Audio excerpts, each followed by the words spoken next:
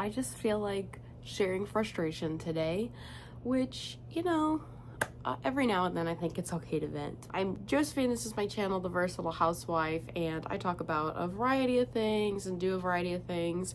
I've got a bunch of unfinished tasks I'm trying to get done, and that's always continuing. I've got projects, and sorry for the lens flare, I'm using the front camera today because I don't have a whole lot of time to set up nicely.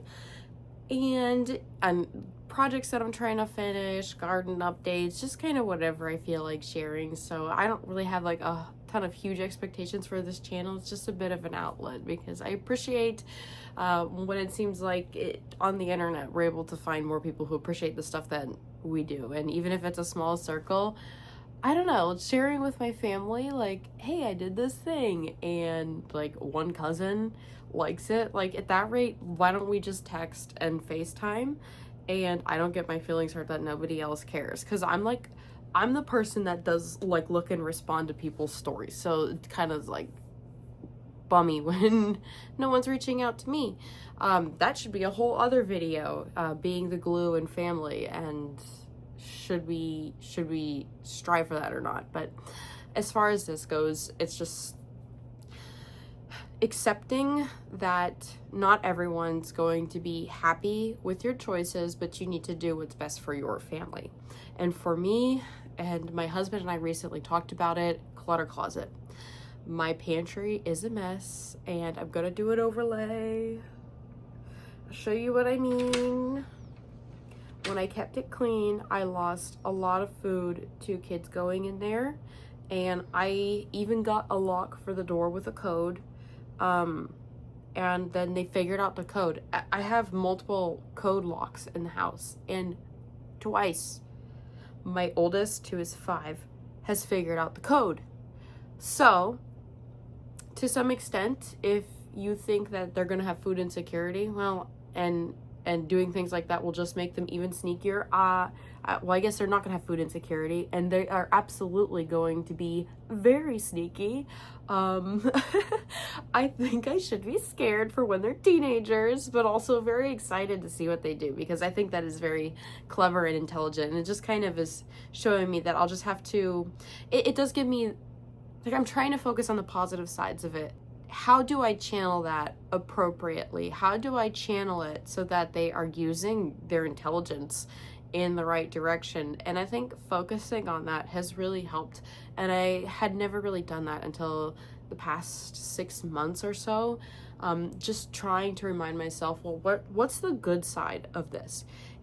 Like, if I'm complaining that they are so smart that my life is miserable, well, why don't I look at the positive side of that? And it's not to say that I can't vent, because I think toxic positivity, there is merit to it. Now, there's absolutely merit to people who don't have kids, or their kids don't behave the same way, saying, I don't want to hear it. But that's where you find your people, or your safe people and your safe community to vent. And there's also constructive venting. And it's not to say like every time I need someone to give me a solution, but if you have very intelligent kids and they're getting into stuff, I think there is a level of acceptance, but also thinking on a positive side that it allows you to feel like there is growth somewhere, and it's not just all undoing everything that you are trying to do as the parent. And so I am excited. I do look forward to when my kids start getting into stuff. And something that I've really gotten for my oldest, at least, is like bristle blocks, and we'll be getting into Legos, and then circuit board type stuff.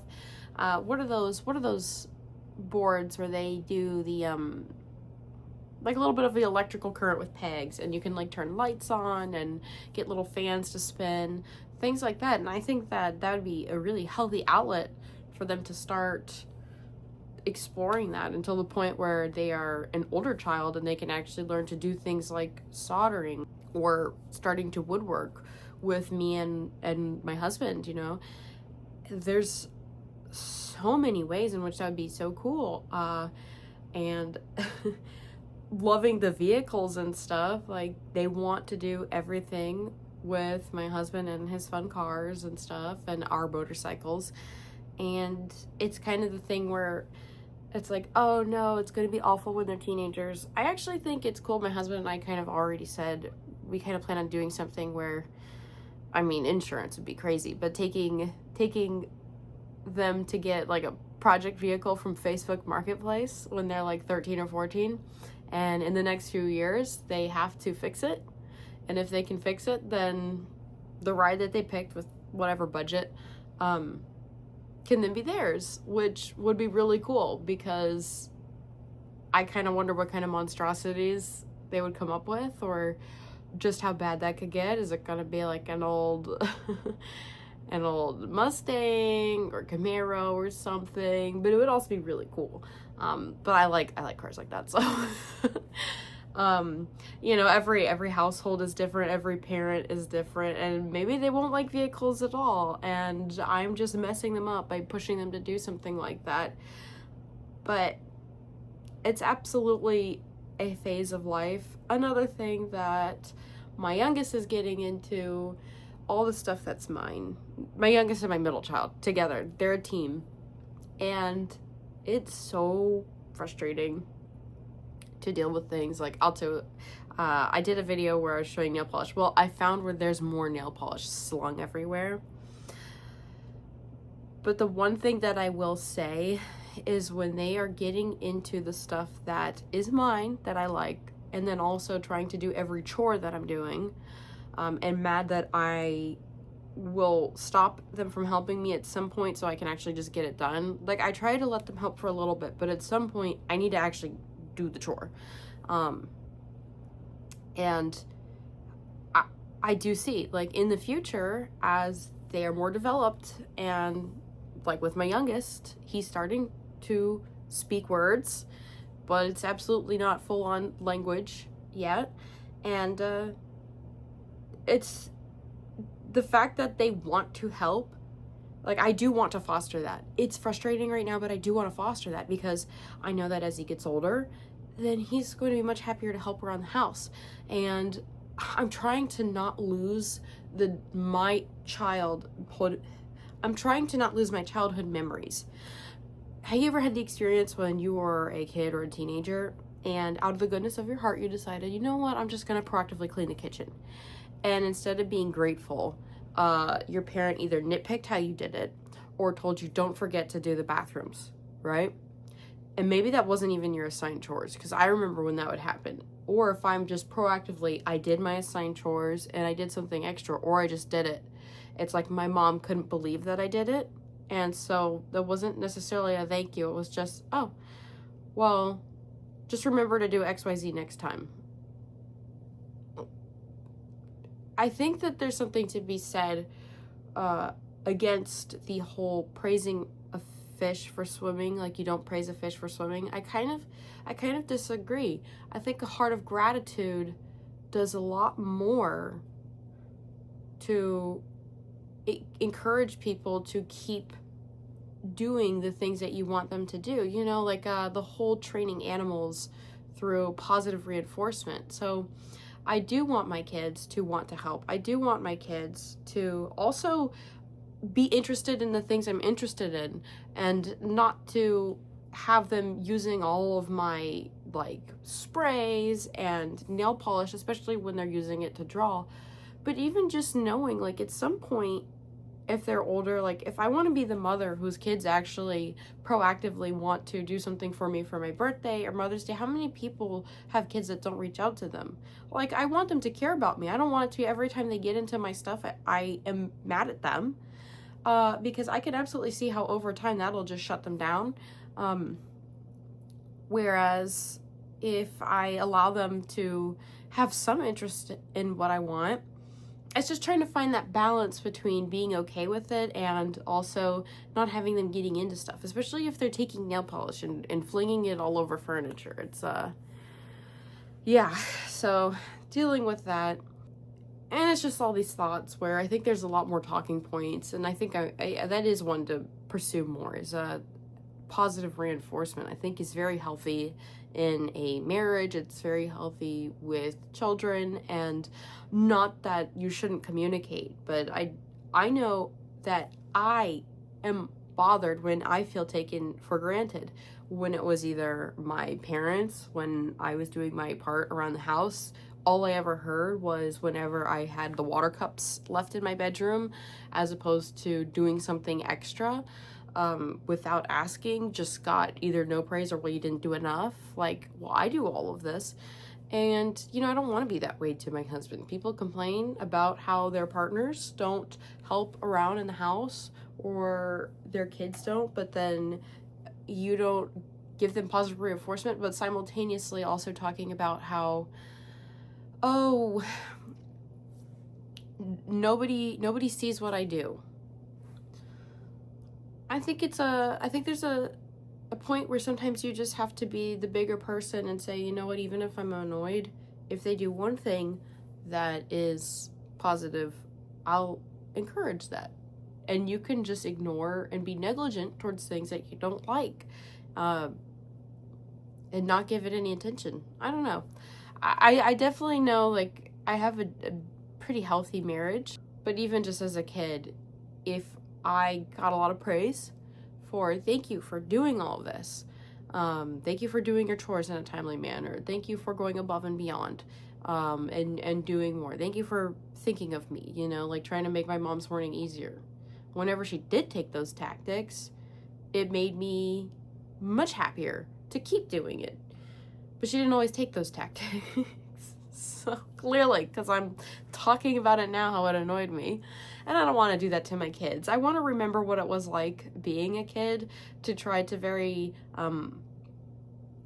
healthily parent them and do it in a way that makes sense for them as well. Like, I want to hold on to the perspective of being the child in the situation. Because I think something else that can sometimes happen is I understand what I'm trying to teach my kids, but they don't understand that. So when I'm trying to do it by simply telling them this is good, this is bad, but I don't explain why, they don't care. They don't care why it's wrong to spray all of the body spray at once, because they saw me spray perfume or their dad spray a cologne, and then they took a spray and went ham with it, and they just smell like a middle schooler, even though none of them are even 6 yet.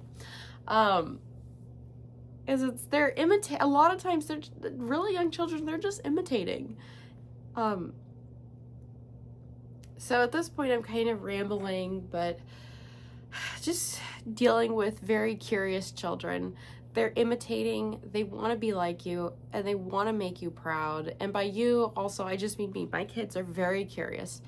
And I'm trying to focus on, they are smart, they want to be like me and my husband, and sometimes they might be doing something weird, and it could be that's what my husband showed them. And just asking them, like, also communicating, hey, like, why are all 3 of the kids flushing the toilet by using their feet? Oh, well, I showed them that's what you do, so you don't get germs in the bathroom, in the public bathrooms. And now they're doing it at home too. Okay. Well, because to what extent do I just tell them they're wrong when their dad said that was okay? And then vice versa. There's some things that I'm more lenient on, and he is more strict on, because we also had 2 different backgrounds that we were parented on. And they're smart, but we also need to have a unified front, me and my husband do, for them, because they may be smart, but it's still going to be confusing to them why one parent says one thing and another parent says another. And just, that's kind of the stuff I'm bumping into recently with parenting. But I have my clutter closet. I know it's not forever. It's just for a period of time. While they are too young to fully understand. My oldest understands now. My oldest is just fine. And my middle child is getting there, but my youngest still isn't. And they just learned how to open doors. And the problem is when you have 2 kids of varying ages, sometimes they'll even have camaraderie where their allegiance is to each other before it ever is for the parent. And to be quite frank, I don't really want to break that up. I kind of want them to have their camaraderie because ideally I'm going to be gone before they are. And I want them to have strong sibling relationships. I want them to have strong sibling loyalties. I don't want any issues where they turn against each other, they're competitive against each other in a way that breeds jealousy and resentment. I don't want any issues where they have no respect. Like some siblings do vile things and they destroy each other's romantic relationships. They turn on each other and try to get them in trouble with the parents. And that kind of thing really bothers me. And I don't like that at all. So I want my kids to have very strong loyalties to each other, even if it comes at the cost of my sanity for a few years out of my life. I just have multiple kids, so that's just some of the stuff that goes with it, I suppose. But as I was saying, my middle child will help the youngest. And if the youngest wants to go into the pantry, even though I've said we're not doing that right now, because what they do is they start ripping all the boxes open and ripping the packages open, eating half the crackers and leaving the rest all over the floor, getting cans and denting them by dropping them, or starting to climb on the shelves and getting stuck or falling over. You know, I don't want that. They don't understand that. And my middle child knows not to do it, but my youngest child knows how to open doors. So if I put a child-proof doorknob cover on, the thing is my oldest two know how to take them off, even with brute force or if it damages them. And it's like, I feel like I can never win. But that's why it became my clutter closet, because you know what? With it being cluttered, they open the door, they don't want to climb through that pile, and they leave it alone. So the way that I solved my pantry issue of wasting a ton of food and kids climbing on the shelves and screaming because they were stuck was not because of doorknob covers, was not because of doorknob combination locks, but because I just started shoving everything on the floor. Yeah. So I'm thinking until the youngest is probably like 3 or 4. That's my clutter closet. And I would be ashamed if I didn't have a reason. And recently my husband watched the kids. And I was out for several hours. And he said, I understand why you shove everything in there now. Because he tried to clean it up. He tried clearing it up and then they were right back in there. I feel bad because I don't necessarily want to shove the vacuum in there. Like, the vacuum's more by the door, not right where, like, the food is. And that is an extra mop. I know I showed a mop being in there, but it's like an extra one. It doesn't have the spray piece. The mop that I actively use is in the laundry room, so that doesn't really bother me that that's in there. I would say I should get rid of it, but we use it when we're doing the, we kind of use it when we're like doing the porch after we pressure wash it and stuff or whatever, or dry mopping, so that we don't, for like pollen, so we don't really need to have the sprayer, so it rarely gets used. It'll probably get used a little bit in the future, but like, I don't ever keep the cloths on it. But yeah, no, if you shove all the folding chairs, the kid chairs, the cooler, you leave all the holiday decorations just out in that massive pile, looks like a hoarder closet, then they won't go in there. And it's hard to say like, well, is this my advice? But really the only thing I'm trying to say is you have to parent for you and your family. My kids aren't like your kids. My parenting style is not like your parenting style. And I, as a person, am very likely not the way you are. Not every homemaker is also just dying to get out there to be able to do performance vehicle sports and ride motorcycles. Like, I understand that's not everyone's cup of tea. But as of late, that's what I do. I shove stuff in there. That seems to be what keeps my kids from going in there.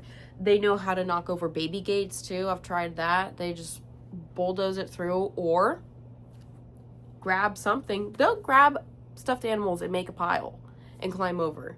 How many people have stories of kids saying, you get on your hands and knees while I climb over to go get us something? That happens too. I think my husband and his brother did that. I think that my mother-in-law told me stories about how they did that. I don't think my sister and I did that, but we would get like chairs and just climb. So, yeah. If you feel ashamed of things like a clutter closet, like I don't really, as long as the whole house isn't like that, to some extent, sometimes you just gotta do what you gotta do, and I'm kind of done feeling ashamed about it. Like, I don't mean like I want to be done. I mean like I've gotten over it because I've had more sanity. Does it make baking harder? Yes. Does it make trying to swap out like decorations for things like birthday parties or doing just lights up for like little holiday things or occasions? Yes. Getting out tablecloths. It's all harder, but a lot of times if I'm doing things like baking, it's like bread, waffles, pizza, and I can bake multiple ahead and stick it in the freezer, so not a huge deal. But two, the little bit of inconvenience when I'm cooking is still a lot better than repeatedly, multiple times throughout the day, having issues with kids. It's also a safety issue when they're trying to climb the pantry shelves. It's a safety issue too.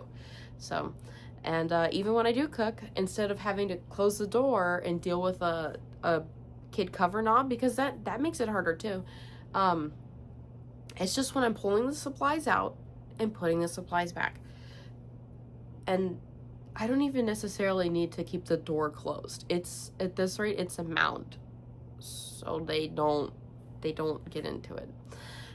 If you have anything that seems weird, but it's what works with your family and you're comfortable sharing, I'd love to hear it in the comments section. But that's about all that I'm going to talk about in this video, and I hope that it was encouraging. If you have something that works for you, that's what works for you. And that clutter closet pantry is what works for me. So I appreciate you making it to the end of this video. If you liked it, please give it a thumbs up. And if you're interested in this channel, it's not just mindset stuff. It's kind of vlogging, you know, some of my crafting and project endeavors. Feel free to subscribe. If you don't like variety, I hope that you just took what it is that you needed from this, glean the information or the encouragement that you could, and have a wonderful rest of your day. Bye.